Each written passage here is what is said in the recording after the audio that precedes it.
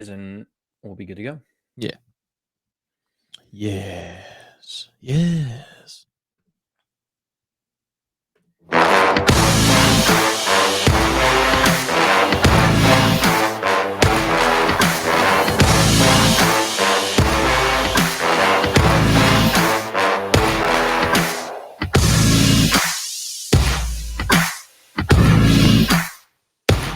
Yes, friends. On a Thursday, it's OGP, the One Giant Podcast. Where we are your hosts. Over here, Adam Arbrecht. Over there, Andrew Makowitz. And all in between is OGP, One Giant Podcast, breaking it down for you. As always, we come in on a Thursday, as I say, to have a little discussion around some current players on the New York Football Giants roster and a bit of a busy offseason.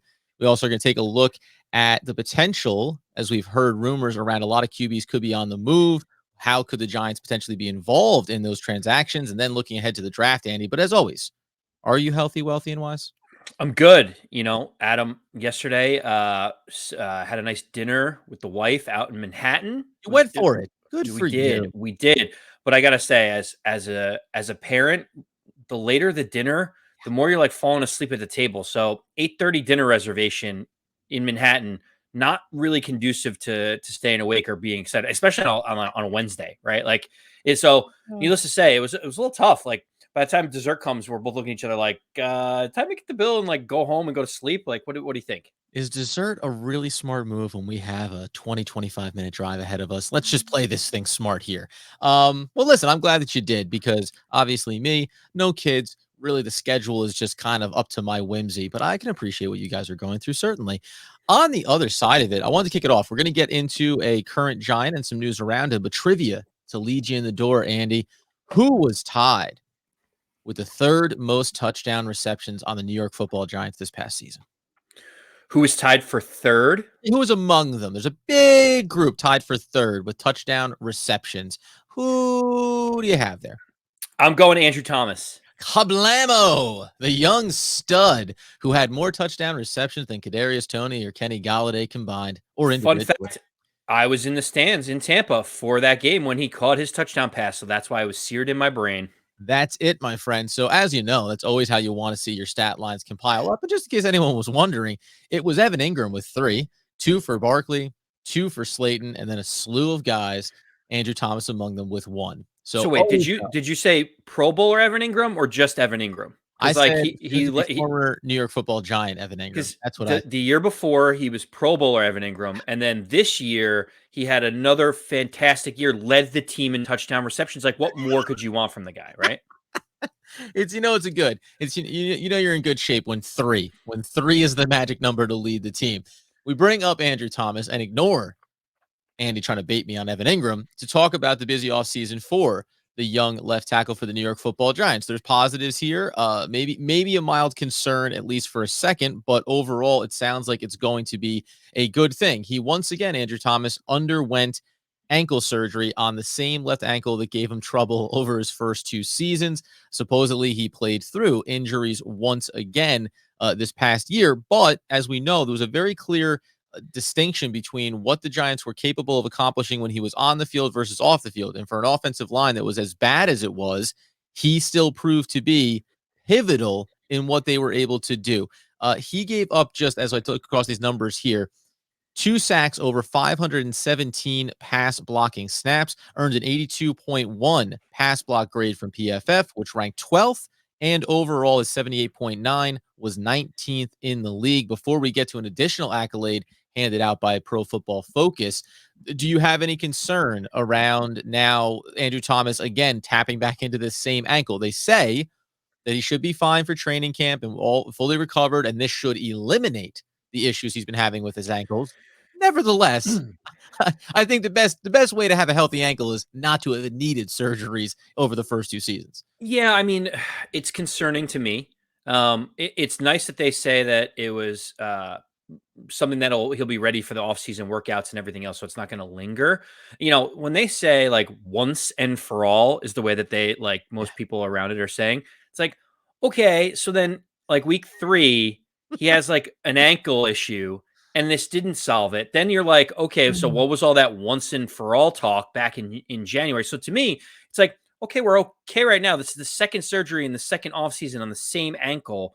And yes, you're clearing it up and we should be good to go. But now my mind as a pessimistic Giant fan and like worried about things is like, okay, so what if this pops up again next year? And Of we've course. already exhausted the once and for all option. Like, what's next, right?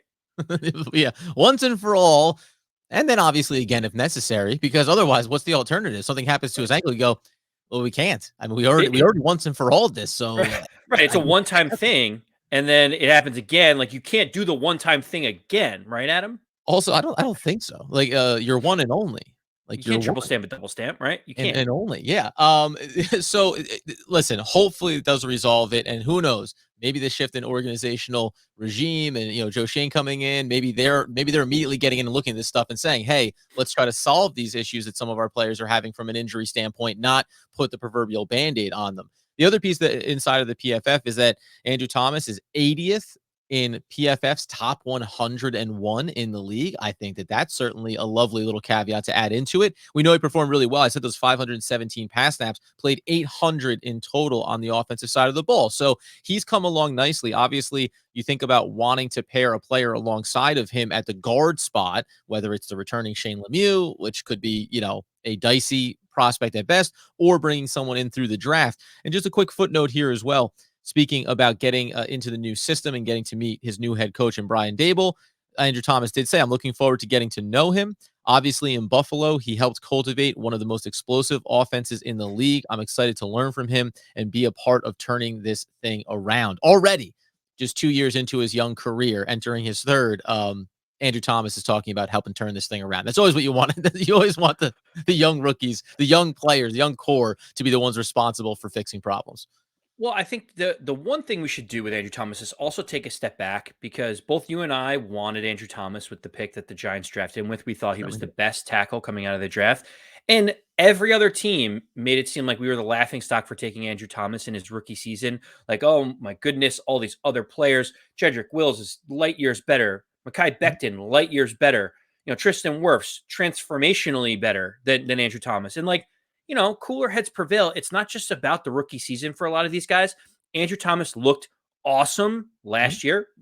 Part of it is the fact that they moved Will Hernandez away from him. I'll stick to that for the rest of my life. But again, this is why we preach patience with some of these young rookie players. Andrew Thomas didn't all of a sudden become a horrible player. He just needed to get his proverbial feet underneath him. And that's as a result of the reason why he grades out as a top 20 tackle in the NFL last year. Yeah, sometimes I think the league always looks at quarterbacks and says, right, they need time to develop, and then you think about keeping in the same system, et cetera. It goes for any player at any position, right? Having continuity, having consistency. And now reflecting back on Joe Judge's tenure and knowing he fired an offensive line coach, right? Brought in his own guy, turned it over multiple times around that front. Right, wrong, and different. At the time, we thought maybe it was a good move to try to get some consistency for Andrew Thomas, but that's what you want. Consistency, not only in the way you're being coached and what's being asked of you, but also with the players alongside of you and the play that they produce. And that's why, obviously, as we know, the offensive line is so key for the New York Football Giants this offseason. One side note, just to note, how I mentioned all of those other tackles that were taken. Mhm. Andrew Thomas had a better Pro Football Focus rating than both Jedrick Wills and Mekhi Becton, who was injured for almost the entire season and was only a couple points behind Tristan Wirfs, who everyone thinks is going to be like a perennial Pro Bowler in the grand scheme of things. So all those people that were making fun of the Andrew Thomas pick, like, you may want to take a step back because he really looks like, if he's not going to be at least a Pro Bowler, he looks like he's going to be a very competent tackle in this league. And that's really like the floor that the Giants need in terms of someone protecting Daniel Jones or whatever quarterback we move forward with.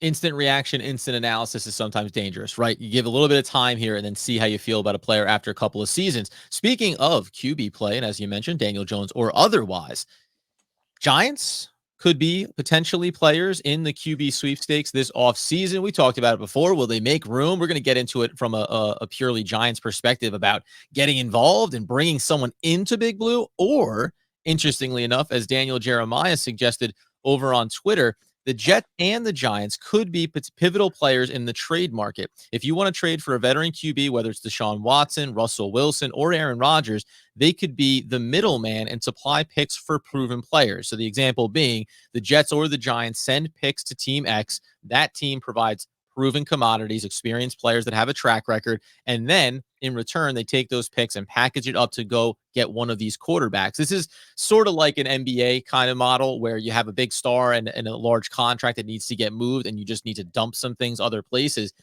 Would you be in favor of if the Giants could this offseason, when we look at the picks that they have in the upcoming draft, of saying, hey, we have multiples in some of these middle rounds here. If we can see whether it's going to be Miami or it's going to be Denver, right? Any of these teams in the market for a quarterback, the Saints potentially.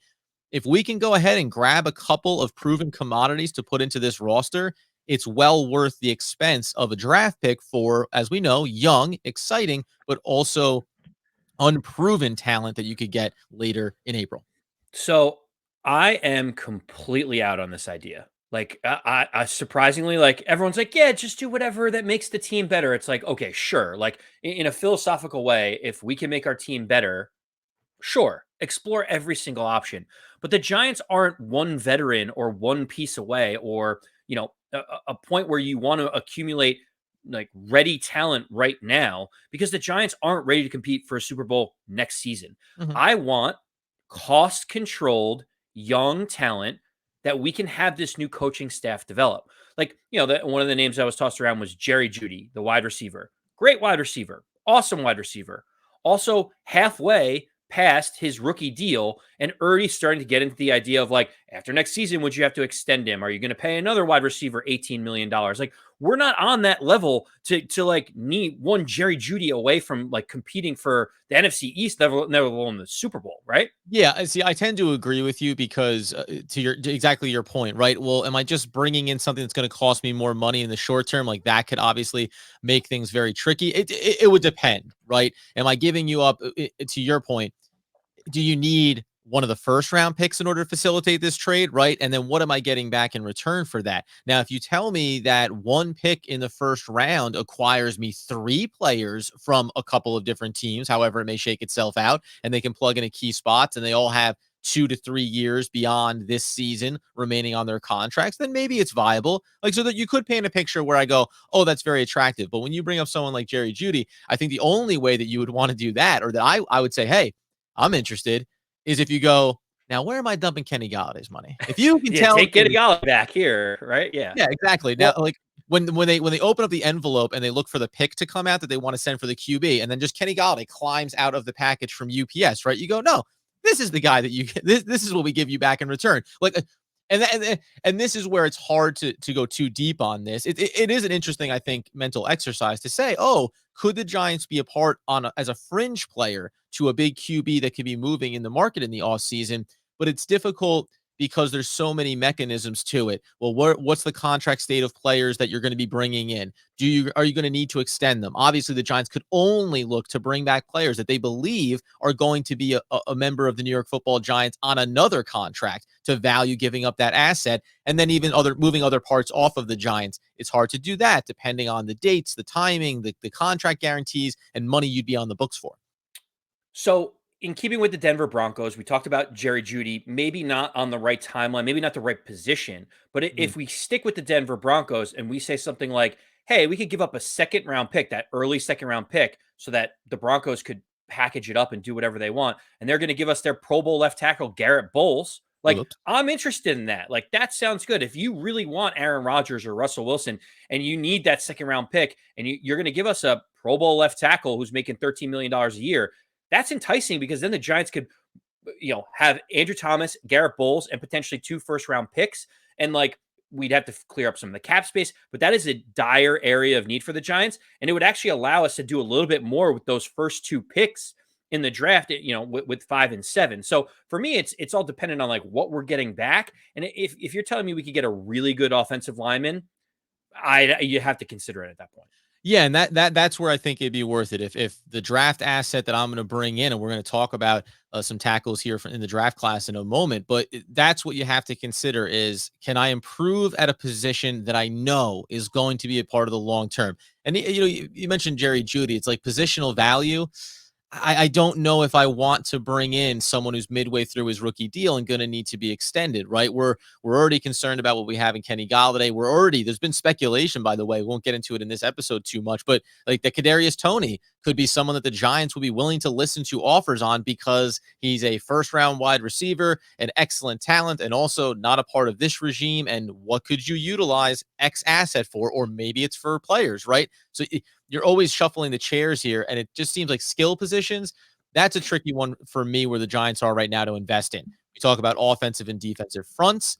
That's something that I could wrap my head around. And if you're the Denver Broncos, you're not giving up your Pro Bowl tackle, right? You're not giving up one of your stud offensive linemen as you bring in a quarterback because you think you're in a position to compete right now. So, but at the very least, I do wish that the NFL was more like this. I wish that there were more moves that happened at the trade deadline. I wish that there were more packaging and multiples. I wish that player exchanges and swaps happen more often. Like the NBA, as Doug and I talk about on over on the Locked On Nets podcast, it's like they have figured out how to capitalize on the trade deadline in their league. Like they owned the entire week leading up to the Rams Bengals, right in the championship game. It was all about what was happening at the NBA and who was going to go where and all those moving parts. Unfortunately, the NFL isn't constructed that way to afford those opportunities for teams. No, it's tough. I think it's the way the salary cap works with like the hard cap in the NFL. It doesn't allow teams to like truly go for it if they want to.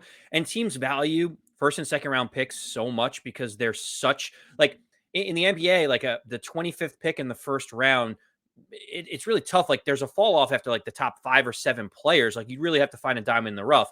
With the Like Cam 25th Thomas. pick in the end, yeah, well, with the 25th pick in the NFL draft, people are hoping that that guy's going to be like Yeah. generational build around him, whereas you're kind of throwing a dart at the dartboard in the NBA. So tough for the Giants to really be a facilitator in this. I like the idea if it makes us better, but I'm kind of out in the structure and in the way Daniel Jeremiah was saying it would be. Just a brief pause here. I said like Cam Thomas, diamond in the rough. He just daggered the New York Knicks last night. Came back from 28 points down. I just wanted to make sure that you heard what was said there, in case you or anybody you happen to know is a Knicks fan or just whatever is into I, basketball. I wanted to make sure. I'm sure all Nets fans felt very confident at halftime that ragged misfit group of toys was going to come back and win the game. But here we are. We spring eternal. Hope springs eternal. And by the way, I'm sure Knicks fans were not at all concerned that they would blow a lead, something that they've done a lot lately. We won't belabor it. The Knicks feel like the Giants right now, don't they? It's like I they're finally winning, and then all of a sudden you're like, "Wow, this is maddening. How do you give up a 30-point lead when they don't even have their stars?" But yes, this is a Giants podcast, not a basketball one. I will just Doug did use a football reference when he went. The Nets are only down a touchdown, 2-point conversion, touchdown, 2-point conversion, touchdown, 2-point conversion away from being right back in this game. So and it all worked out on that end. Over though on the football side, as we'll close out with Todd McShay. We know he and obviously Mel Kiper, they love to get into their mock drafts and talk about where all these teams are going to go. This isn't so much about the players, but we'll mention who he has them taking at 5 and 7. It's a philosophical question that I want to ask you. So in the draft, he has Thibodeau falling to the Giants at 5. We've heard a lot about him. The question marks are whether or not he has the high motor and can play with consistency at a high level on a down-to-down basis. But he's looked at as being someone that would complement Leonard Williams and Azeez Ojulari and give Wink Martindale one of those guys with speed to get after the quarterback. He goes at 5 because the other 2 tackles in Okwonu and Neal are gone off the board.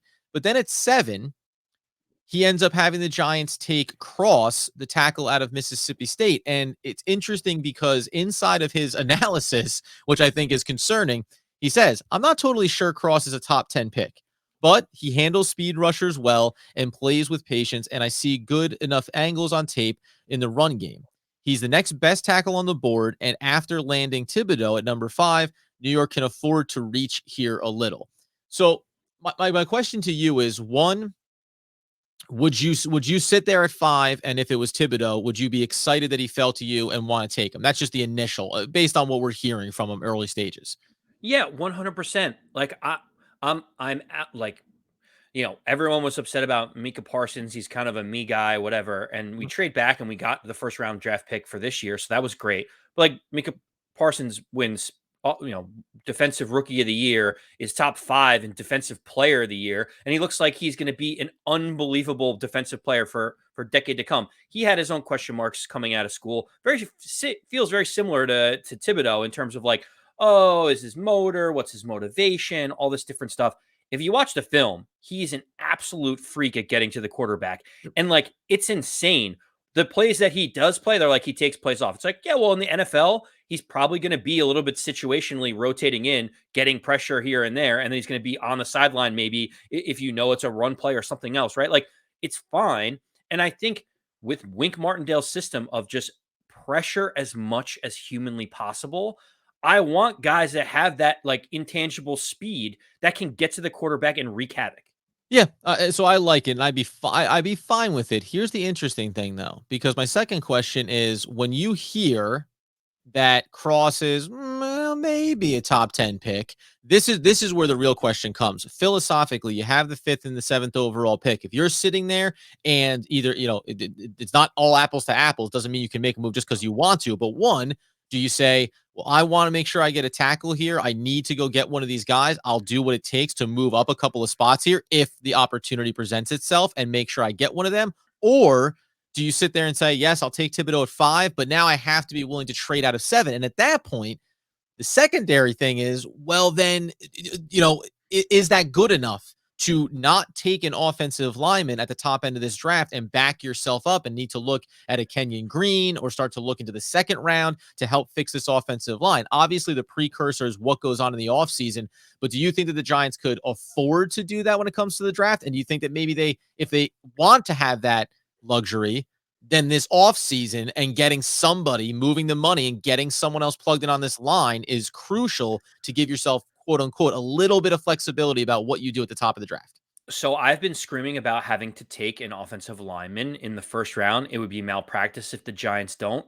Now, the situation that you're describing is interesting. And if I were Joe Shane and I were thinking about how to do this, Thibodeau feels like the type of pass rusher that will solidify this defense. He feels like an upper echelon type of player. He's enough for me to go say, let's not address offensive tackle at 5 because he will help out the defense. We still need that edge rush is a position in need for the Giants. Mm-hmm. At 7, I would 100% at that point, if Neal and Ekwonu are gone, I would absolutely look at trading back.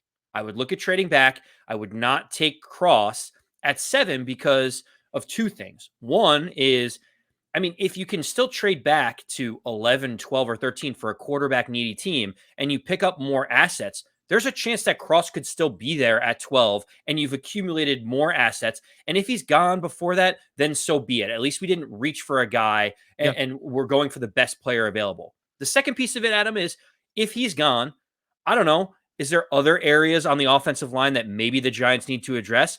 Is Tyler Linderbaum there, the generational center at 12, 13, 14, 15, and the Giants get him instead of reaching for an offensive tackle at 7? I would be thrilled if the Giants get Thibodeau at 5, they trade back to 14, they pick up an additional first round pick and then some, and also get a generational center in Linderbaum to be able to help solidify the line because it's not just offensive tackle and it's not just edge rusher we need. No, listen, I do. You and I, we tend to disagree on some different areas. Sometimes we sometimes get to consensus. Sometimes entrench ourselves on opposite sides. I 100% agree with you. Like I just think that there's too many players in this draft not at the tackle position after those top 2 prospects there in the first round that you go, there's opportunities here for us to improve our team in other ways. And to your point, if it means getting an extra asset along the way, of course you have to be willing to do that. And by the way, I don't even know if you told me that nobody was willing to trade back with you, there's a world where I say, then I might still take Linderbaum at 7 over taking Cross, because what Linderbaum is, by all accounts, a generational center, plug him in, going to be a stud for you. Like, I know that the positional value is not equal to a tackle, but I know what this prospect can be for me, right? And we know the concerns that the Giants have had there. So taking Cross specifically or taking a tackle at 7 and not being willing to move down or trying to figure out other options that would be on the board for you. And I'm not saying McShay wouldn't have the Giants explore those, but you have to be willing to do that if you look at these players and say, well, this guy is really a top 18 player in Cross or even Linderbaum, right? What is he? He's a top 12. Okay. There's always a sliding scale of how far back are we willing to select based on where our future picks are and the needs that we have on the roster. Yeah, and and think of it this way also, Adam. Obviously, free agency comes a little bit before the draft, so you Yep. know which areas you've been able to plug holes in. The Giants don't know what they have at center right now with Nick Gates. Like everybody loves him, but he had like a career-threatening injury, Yeah. and you see pictures of him trying to rehab and get back to work, and Giant fans love that. But center is definitely an area of need for the Giants, and so in free agency, you hope that Joe Shane looks at it and says, okay, maybe we don't necessarily have a guy at center or offensive tackle that's going to be with us for 20 years, but he fills a hole or a gap that we have now. And we've had different swing tackles like Cam Fleming that haven't worked out, but maybe we go the middle of the road route just to keep things consistent and either pick up a center or pick up a tackle that helps us in the short term while not like mortgaging the future, thinking we have to draft an offensive tackle with the 7th pick, even though we don't like him that much in the long term. Yeah, so I think the Giants had to prepare themselves to not have a lack of flexibility, right? So it means bringing in reasonable talent in free agency, moving this money around and saying, okay, we got ourselves a guard. Maybe we got ourselves a serviceable tackle that could easily be replaced by someone in the draft, but know that you've improved the offensive line. Not like the Giants did in the last couple of years, not like Dave Gettleman, really improve the talent across the offensive line so that you have that flexibility in front of you. And listen, I'll even go as far as to say, remember, the cornerback class is incredibly deep this draft. There's a lot of players near the top in that regard. If James Bradbury is not a part of what the Giants are doing going forward, you have players obviously like Stingley, who's probably not going to be there around 7 by all accounts, but McDuffie out of Washington is going to be an option there. And there's a couple other, even out of the third down, Gordon, I don't think is going to rise to that level. He's later in the first round, but other positional options are going to be available. And that's how the Giants have to approach free agency. Eliminate as many, desperate needs. Because right now you'd say the Giants have 12 desperate needs. You'd like to get down to 6 or 7 desperate needs going into the draft so that you don't have to feel like you're committed to doing something like McShay saying, reaching on a tackle that may or may not develop. Now, in the last caveat before we get out the door here is I'll say, if McShay's assessment and general evaluators on Cross are saying, I don't know if he's a top 10 talent right now, but not unlike Andrew Thomas in the way he was, criticized coming out of the draft. If you think that this kid can play and develop into it, it's all right to make a choice around someone that you believe in a year is going to be where you want him to be. But you have to be calculated in that, looking at the other prospects in the later rounds and how you can build a roster out. Yeah, I couldn't agree more. The simple answer for me is if you have Linderbaum available and you really think he's generational, Yeah. then you can sort out the offensive tackle, maybe a plug and play guy, short term guy, swing type of tackle, and maybe you draft a couple in the later rounds. Vice versa, if you believe in Charles Cross, then you have to go in free agency and probably get a center at some point anyway. Yeah. But to your point, we can't be sitting there at 7 saying, if this guy isn't here, we are in deep, deep trouble. There has to be a bigger plan. And I think we're describing it trading back, look at a best player available. There's going to be some flexibility in terms of being able to get someone like a cornerback or something else, depending on where we free up cap space. The one thing I will say, Adam, is please, can we stop the let's draft a safety with the 5th or the 7th pick in the draft? Like, can we both agree that that is just like one thing that we can eliminate right now? For OGP, at the end of the day, safety is not an option at the top of the draft. I'm going to tell you right now, there's too many other needs, no matter how talented the players may be. There are other pressing areas on this roster, no matter what you do ahead of the draft and free agency, that I'm still going to put out ahead of them. Who knew, friends, that Andy and I, remember once upon a time in a draft speculation years past, Andy's finally come up to drafting a center in early rounds of the NFL draft. Things that the topic have changed, Andy. You've evolved, my friend. You've evolved. You can, of course, check us out over on YouTube where we're dropping the videos every single day. Get the podcast wherever you have those needs fulfilled. Follow us on social media, One Giant Podcast. And as Andy Makowitz would want, need, and nay, demand the people know. As always, let's go Big Blue.